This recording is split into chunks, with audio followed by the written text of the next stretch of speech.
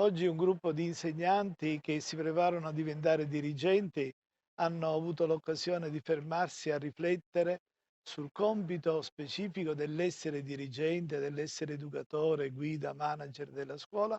e anche l'occasione di approfondire, grazie agli stimoli di un'associazione che ha come titolo Trasparenza e partecipazione, la E corrisponde alla scuola,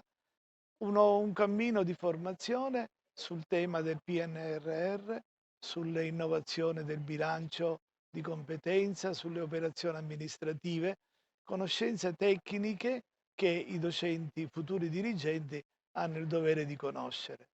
È stata un'occasione di riflessione, di studio, di crescita professionale e anche un augurio perché sono i giovani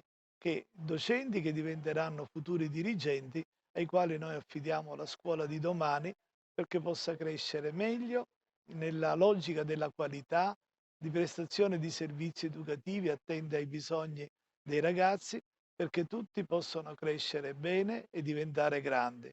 La scuola di tutti, scuola per ciascuno, non è solo uno slogan, ma è un impegno educativo che coinvolge tutti gli operatori della scuola, i dirigenti, i docenti, i genitori, personale ausiliario, e la scuola come comunità diventa una grande famiglia.